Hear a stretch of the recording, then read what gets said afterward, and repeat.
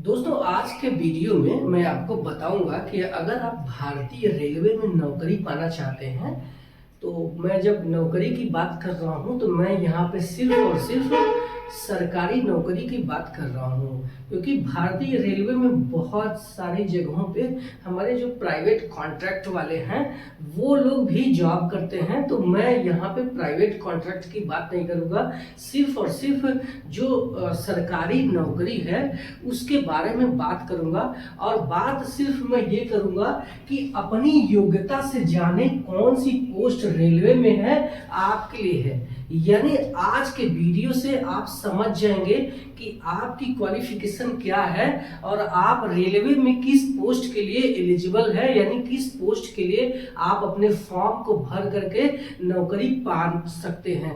तो आज के वीडियो से सारी चीजें क्लियर हो जाएगा। तो अगर आपने कोई फॉर्म भर दिया है तो ठीक, नहीं भरा है तो आप अपनी क्वालिफिकेशंस के आधार पे जान जाएंगे कि आने वाली जो वैकेंसी है उसमें हमें कौन से पोस्ट के लिए अप्लाई करना चाहिए। तो चलिए हम लोग शुरू करते हैं। शुरुआत मैं यहाँ से 8वीं पास से करके सीधा मैं पोस्ट ग्रेजुएट तक जाऊंगा, ठीक है। तो अगर आपकी जो क्वालिफिकेशन है, अगर आप सिर्फ और सिर्फ 8वीं पास है तो आपको कोई भी यहाँ पे पोस्ट नहीं मिलेगा, ठीक है, ये ध्यान रखना। अब बात करते हैं कि अगर आपने 8वीं पास है लेकिन उसके साथ में अगर आपने 2 साल का ITI कोर्स कंप्लीट कर लिया है तो यहाँ पे अब आप फॉर्म भरने के लिए एलिजिबल हो जाते हैं। आप कौन सा फॉर्म भर पाएंगे वो देख लीजिए। तो आप जो है अगर ITI कर लेते हैं तो आप ग्रुप डी का फॉर्म भर सकते हैं और ग्रुप डी में आपको नॉन टेक्निकल वाली पोस्ट पे दे दिया जाएगा। तो ये हो गया हमारा 8वीं पास पे। अब बात करेंगे हम लोग 10वीं पास पे कौन सा फॉर्म आपको भरना चाहिए। तो 10वीं पास पे देख लेते हैं। अगर आप सिर्फ 10वीं पास है, किसी भी सब्जेक्ट में है, ओनली पासिंग मार्क है, ठीक है, तो यहाँ पे कोई मार्क नहीं है, सिर्फ आप पासिंग मार्क है तो भी किसी भी सब्जेक्ट में, तो आप जो है ग्रुप डी का फॉर्म भर सकते हैं, जिसको हम लेवल 1 की जॉब बोलते हैं। तो आने वाले जो है अक्टूबर से लेके दिसंबर के बीच में हमें ये ग्रुप डी की वैकेंसी देखने को मिल सकती है। तो वहां आप अपने फॉर्म को भर सकते हैं अगर आप सिर्फ 10वीं पास हैं।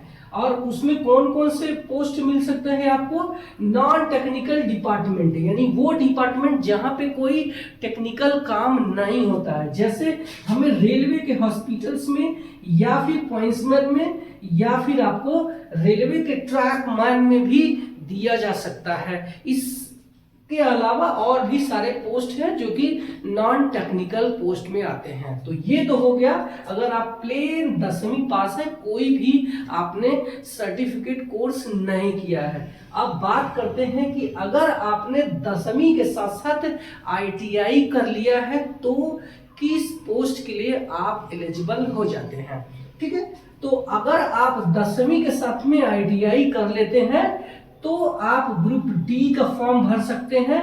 तो इस जो है ग्रुप डी में आपको टेक्निकल तो मिलेगा ही, नॉन टेक्निकल भी मिलेगा, दोनों मिलेगा। जहां जैसी वैकेंसी रहेगी वहां आपकी पोस्टिंग हो सकती है।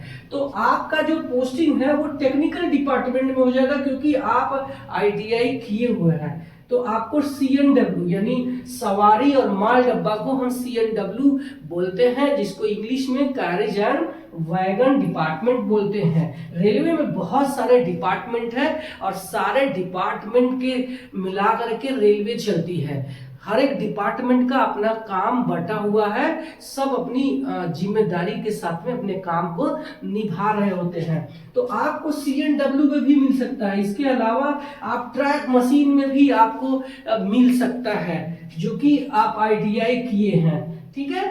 तो इसके साथ में आप जो है ग्रुप डी की बात कर रहा हूँ। इसके अलावा आप OHE, अगर आपने इलेक्ट्रीशियन से ITI किया हुआ है तो OHE जो हमारा रेलवे का जो ओवरहेड इक्विपमेंट चल रही है, जो विद्युत से ट्रेनें चल रही है, सो उसके ऊपर जो है 25 kV का जो हमारा बिजली चल रहा है, तो उसके भी जो स्टाफ रहते हैं उसमें भी आपके जो है ग्रुप डी के कर्मचारी बनाए जाते हैं। इसके अलावा सिग्नलिंग डिपार्टमेंट में भी हमें SNT डिपार्टमेंट में भी जो ग्रुप डी स्टाफ यानी लेवल 1 के स्टाफ भरे जाते हैं अगर आपने ITI किया हुआ है। ठीक है, तो ये तो हो गया ग्रुप डी। इसके अलावा आपने 10वीं प्लस ITI किया है तो आप जो है ALP यानी असिस्टेंट लोको पायलट के लिए एलिजिबल हो जाते हैं। बट यहाँ पे सिर्फ और सिर्फ 15 ट्रेड है। उन 15 ट्रेडों के नाम मैं लेने की कोशिश करूंगा, आप देख लो। इलेक्ट्रीशियन, फीटर, मशीनिस्ट, वायरमैन और आपका diesel mechanic, motor mechanic, tractor mechanic, refrigeration and air conditions, instrument mechanic, radio and television, electronic mechanic. इस तरीके से आपके 15 ट्रेड है। इन 15 ट्रेड में से आपने किसी भी ट्रेड में ITI करके रखा है तो आप जो है ये ग्रुप डी के फॉर्म तो भर पाएंगे ही, इसके साथ में आप जो है ALP बन करके रेलवे की ट्रेन चला सकते हैं। तो ये तो हो गया हमारा ALP। इसके अलावा आप किस में फॉर्म भर सकते हैं? तो इसके अलावा आप रेलवे के टेक्नीशियन भी बन सकते हैं। टेक्नीशियन में आपके जो है देख सकते हैं CNW, ट्रैक मशीन, और अकॉर्डिंग टू योर कोर्स आपने जिस ट्रेड में ITI किया हुआ है उस ट्रेड के आप टेक्नीशियन बन सकते हैं। इस जो है सिग्नलिंग डिपार्टमेंट में, इलेक्ट्रॉनिक टेलीकम्युनिकेशन डिपार्टमेंट में भी आप जो है अपने टेक्नीशियन के पोस्ट पा सकते हैं। तो ये तो हो गया अगर आपने 10वीं के साथ में ITI किया है तो आप किस पोस्ट के लिए एलिजिबल है। अब आगे बात करते हैं कि अगर आपने 10वीं के बाद में डिप्लोमा कर लिया है यानी पॉलिटेक्निक कर लिया है, चाहे वो किसी भी ब्रांच में हो, इंजीनियरिंग का डिप्लोमा, मैकेनिकल हो, इलेक्ट्रिकल हो, इलेक्ट्रॉनिक्स हो, इंस्ट्रूमेंट मैकेनिक या इंस्ट्रूमेंटेशन एंड कंट्रोल इंजीनियरिंग, तो आप जो है इसके साथ में group D technical and non technical post के लिए तो एलिजिबल हो जाते हैं। इसके अलावा आप जूनियर इंजीनियर यानी JEE की जो वैकेंसी है उसमें आप एलिजिबल हो जाते हैं। तो अभी आप देख सकते हैं JEE की वैकेंसी निकली हुई है। तो अगर आपने 10वीं के साथ में डिप्लोमा किया है तो आप अपने फॉर्म को भर पाएंगे। इसके अलावा अगर आपने ITI के साथ में डिप्लोमा कर लिया है लेटरल एंट्री से तो भी आप जो है JEE का फॉर्म भर पाएंगे। तो ये तो हो गया हमारा 10वीं पर। अब बात करते हैं कि अगर आपने 12वीं कर लिया है, 12th कर लिया है तो आप कौन कौन से फॉर्म भर पाएंगे। ठीक है, तो 12वीं पर हमने लिखा है सीधा ग्रुप डी का फॉर्म भर सकते हैं। वो भी आपको जब आपने कोई टेक्निकल कोर्स नहीं किया है, सिर्फ 12वीं है, तो आप जो है नॉन टेक्निकल डिपार्टमेंट में आपकी पोस्टिंग हो जाएगी। इसके साथ में आप फील्ड वर्कर, रेलवे की पैरामेडिकल पोस्ट में आप अपना अप्लाई कर सकते हैं। सिर्फ आपका जो सब्जेक्ट है साइंस होना चाहिए। यहाँ पे आर्ट वालों को ये फील्ड वर्कर में अप्लाई नहीं करना है। साइंस में आपने केमिस्ट्री लिया हुआ है या फिर अगर आप बायोलॉजी से हैं तो भी आप इस फॉर्म को भर पाएंगे। इसके अलावा आप जो है NTPC अंडर ग्रेजुएट का फॉर्म भर सकते हैं, बट आपके पास 50% का जो स्कोर है 12th में वो होना चाहिए। SC ST के लिए कोई यहाँ पे परसेंटेज का रोल नहीं है, ओनली पासिंग मार्क रहेगा तो भी आप अपने फॉर्म को भर पाएंगे। तो ये तो हो गया 12th सिर्फ बिना टेक्निकल क्वालिफिकेशन के, प्लेन। अब बात करते हैं कि अगर 12th के साथ से आपने किसी कोर्स कर लिया है, और वो कोर्स अलग अलग हो सकते हैं, तो अगर आपने कोर्स किया है तो क्या क्या मिल सकता है। तो अगर आपने कोर्स किया है तो भी आपको ग्रुप डी का तो आप फॉर्म भर सकते हैं। इसके अलावा आने वाली जो वैकेंसी है जो हमें मिनिस्ट्रियल एंड आइसोलेटेड कैटेगरी में देखने को मिलेगी वो है जूनियर स्टेनोग्राफर, ये है कुक है। इसके आगे आप अगर फोटोग्राफी का भी सर्टिफिकेट रखते हैं तो फोटोग्राफर। इसके अलावा कुछ कोर्स ऐसे हैं जो कि हमें पैरामेडिकल के भी कोर्स करके अगर आपने रखे हुए हैं 12th के बाद तो भी पैरामेडिकल की वैकेंसी में अपने आप को फॉर्म को भर पाएंगे। तो ये तो हमारा हो गया 12th लेवल का। अब हम आगे बात करेंगे ग्रेजुएशन है, अगर आप किसी भी सब्जेक्ट में पासिंग मार्क है किसी भी यूनिवर्सिटी से, और वो भी मान्यता प्राप्त यूनिवर्सिटी से, तो आप जो है कौन कौन सा फॉर्म भर पाएंगे? तो आप ग्रुप डी का फॉर्म भरेंगे, जिसमें नॉन टेक्निकल में आपको दे दिया जाएगा, क्योंकि आपके पास टेक्निकल क्वालिफिकेशन नहीं है, लेकिन आपको ग्रुप डी में दे दिया जाएगा। इसके अलावा आप एनटीपीसी यानी नॉन टेक्निकल पॉपुलर कैटेगरीज में आप बोथ है, एनटीपीसी का अंडर ग्रेजुएट वाला भी फॉर्म भर सकते हैं और ग्रेजुएट वाला भी पोस्ट के लिए आप एलिजिबल हो जाते हैं। एनटीपीसी के अंडर ग्रेजुएट में आपको 50% का वहां पे रूल लागू नहीं होगा। आप पासिंग मार्क ग्रेजुएट में लिए रहेंगे तो भी आप एलिजिबल हैं। तो इसमें कौन कौन से पोस्ट आते हैं ग्रेजुएट लेवल वाला, तो आपको बता दूं कि आप ट्रेड मैनेजर यानी जो गुड्स गार्ड है, हमारा गुड्स ट्रेड मैनेजर है, जो कि पीछे रह के हमारा जो झंडी हिलाते हैं और एक्सचेंज करते हैं, और ये लोग ट्रेन के इंचार्ज भी होते हैं। ट्रेन में कुछ गड़बड़ी हुआ, कुछ हुआ, सारी रिपोर्ट जिम्मेदारी इनकी होती है, डिटेन क्यों हुआ। तो ये जो ट्रेड मैनेजर है, इसके लिए भी अगर आप ग्रेजुएशन है तो एनटीपीसी का फॉर्म भर के अपने पोस्ट को प्राप्त कर सकते हैं। इसके अलावा आपने ये इस पोस्ट को बहुत बार सुना होगा, स्टेशन मास्टर, जो कि आमतौर पे देखे जाते हैं स्टेशनों में, ये स्टेशन मास्टर का भी पोस्ट प्राप्त कर सकते हैं।